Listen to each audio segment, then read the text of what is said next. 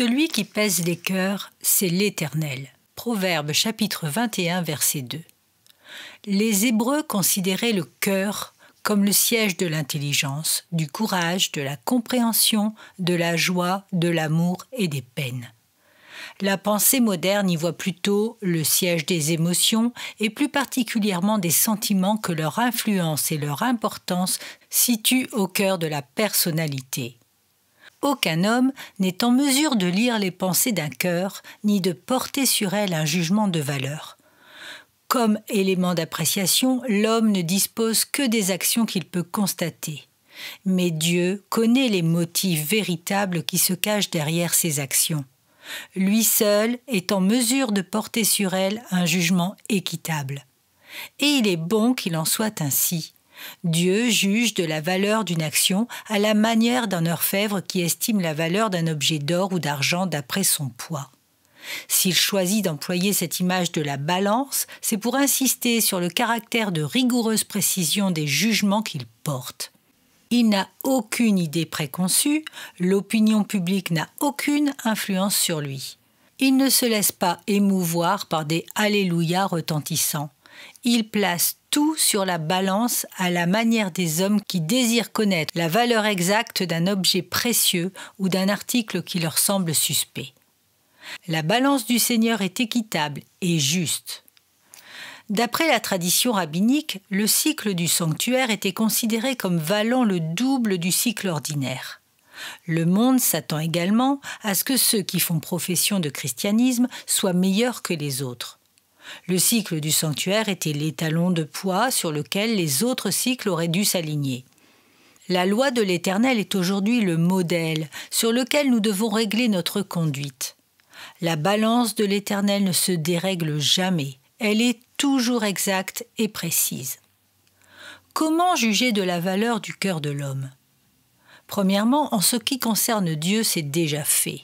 Dès que notre projet, nos pensées, nos paroles sont formulées, aussitôt que nos actions se réalisent, Dieu les connaît et il ne se laisse jamais abuser. Deuxièmement, la loi qui règle nos actions nous juge en public comme en secret. À cause de notre désobéissance, nous sommes trouvés légers dans la balance et la faiblesse de nos cœurs est mise à nu. Troisièmement, dans l'épreuve aussi, Dieu pèse les cœurs. Trop souvent, les chrétiens se laissent aller à l'impatience, la rébellion et même au désespoir et à l'apostasie à la suite de grandes épreuves ou de graves persécutions. Quatrièmement, peu de gens subissent avec succès l'épreuve de la prospérité, de la gloire ou de la réussite. Quelques mots élogieux et nous voici enflés d'orgueil. Un certain bien-être matériel et nous voici partis dans le monde. Et la faiblesse de notre cœur se trouve exposée aux yeux de tous. Cinquièmement, les périodes de crise de la vie humaine, crise spirituelle ou sociale, contribuent également à révéler la valeur réelle d'un cœur. Il est impossible de préjuger de qui que ce soit quand tout va bien. Sixièmement, la prédication de la vérité est un autre jugement. D'aucuns abandonnèrent Jésus lorsqu'il se mit à insister sur certains points de doctrine. La réaction à la prédication de la vérité fait rapidement connaître ce qu'est l'homme au fond de son cœur. Les gens refusent d'écouter la parole de Dieu quand cette parole les condamne. Septièmement, après la mort viendra le jugement définitif, où les cœurs seront posés dans la balance divine. Le cœur de l'homme dans la balance divine. Évidemment, les cœurs des hommes présentent une grande diversité. Néanmoins, on peut les ranger dans 3 catégories différentes. Premièrement, ceux qui sont immédiatement trouvés légers. Le cœur de l'homme naturel, tous ceux dont le cœur n'a pas été régénéré, même s'ils ont un cœur d'or. Le cœur fourbe, indécis, plein de duplicité, enclin de mensonges. Leur cœur est partagé. Ils vont en porter la peine. Osée chapitre 10, verset 2. Le cœur sans intelligence, incapable de décision, d'énergie et de sérieux. Le cœur pervers, rebelle au bien, adonné au mal, obstiné. Le cœur instable, oublieux, négligent dans l'accomplissement de ce qu'il a promis. Le cœur orgueilleux, plein d'arrogance et de suffisance, bravache et sûr de lui. Le cœur endurci, insensible à la crainte et à l'affliction, entêté dans sa résistance à l'action du Saint-Esprit.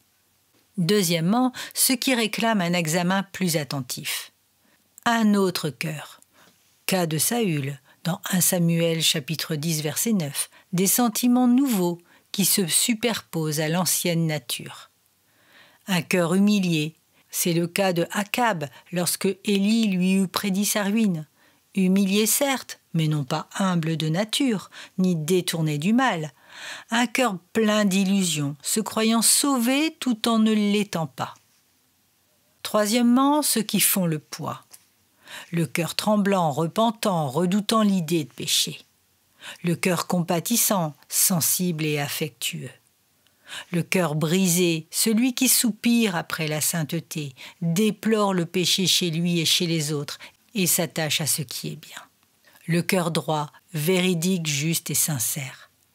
Le cœur pur, honnête, sérieux, consacré, résolu et plein de zèle. Le cœur inébranlable, plein de fermeté, stable dans ses résolutions. Êtes-vous prêt à placer votre cœur sur le plateau de la balance divine? N'éprouvez-vous aucune appréhension à l'idée du jugement décisif? Votre certitude repose-t-elle sur des bases solides? Le Seigneur Jésus a-t-il la première place dans votre vie? Si tel est le cas, vous n'avez rien à craindre du jugement de Dieu. Si ce n'est pas le cas, réfléchissez sérieusement à ce que sera votre situation lors du jugement dernier.